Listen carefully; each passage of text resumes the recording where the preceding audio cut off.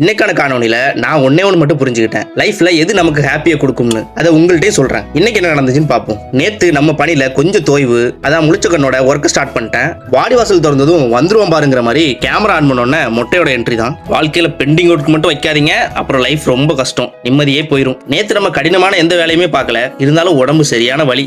லேட்டா தான் இருந்துச்சேன். 3 மணிக்கு தான் பல்லே வளர்க்குறேன். நம்ம பிரஷ் பேஸ்ட் யூஸ் பண்ணி கிட்டத்தட்ட 2 வருஷத்துக்கு மேல ஆகுது. இது மிஸ்வாக்கு. பல்லு பளபளன்னு இருக்கும், வலுவாகவும் இருக்கும், பாடி ஹெல்த்தும் இம்ப்ரூவ் ஆகும். நான் ஒர்க் அவுட் பண்ண போறேன்னு சொன்னேன். நம்ம மம்மி உடனே டயட் சிக்கன் ரெடி பண்ணிட்டாங்க. பல்லுல கறி மாட்டிக்கிச்சு. அப்படியே எடுத்துட்டு இயற்கையை ரசிச்சிட்டு இருந்தேன். தம்பி ஒரு இயற்கை விரும்பி. இன்னைக்கான பணி என்னன்னு பார்ப்போம். இது ஒரு வெட்டிங் இன்விடேஷன். அவங்க கொடுத்த ரெஃபரன்ஸோட நம்ம நல்லாவே பண்ணி கொடுத்துருந்தோம். கஸ்டமர் கிட்ட இருந்து எந்த பாராட்டும் இல்ல, நம்மளும் பெருசா எதிர்பார்க்க போறது இல்ல. வீடியோ நல்லா வந்துச்சுன்னா நமக்கு ஒரு மன நிறைவு, அவ்வளவுதான். அப்படியே திடீர்னு மைண்ட் அப்படியே ஸ்டக் ஆயிருச்சு. எதுவுமே பண்ண தோணல. நேரம் மாடியில போய் உட்காந்துட்டேன். பயங்கரமான குழப்பம். எல்லாருக்கும் வர்றதுதான், எனக்கு அடிக்கடி வரும். உண்மையாவே லைஃப்ல நம்ம ஹாப்பியா தான் இருக்கோமா, இல்ல நமக்கு எதுதான் ஹாப்பினஸ் கொடுக்கும் இப்படின்னு பல கேள்வி. ஆனா எனக்கு ஒன்னே ஒன்று மட்டும் புரிஞ்சுது. நீங்க தேவையில்லாத கமிட்மெண்ட் மட்டும் எப்பவுமே இன்க்ரீஸ் பண்ணாதீங்க. கடனுடனே வாங்கி ஏதோ ஒன்று வாங்கிட்டீங்க, அந்த கடனை கட்ட டெய்லியும் ஓடணும், ஓடிக்கிட்டே இருக்கணும். பிடிக்கலனாலும் ஓடணும். ஒரு கட்டத்துக்கு மேல நம்ம எப்போ சந்தோஷமா இருந்தோம்னு சொல்லி திரும்பி பார்த்தனா வாழ்க்கையில் எதுவுமே இருக்காது. உங்களுக்கு சந்தோஷம் தர விஷயத்தை மட்டும் ஒரு 10 விஷயத்தை எழுதுங்க. அதை டெய்லியும் இல்ல எப்பமா டைம் கிடைக்கும் போதெல்லாம் பண்ண முடியுமோ பண்ணுங்க. ஃபார் எக்ஸாம்பிள் ஃப்ரெண்ட்ஸோட டைம் ஸ்பெண்ட் பண்றது,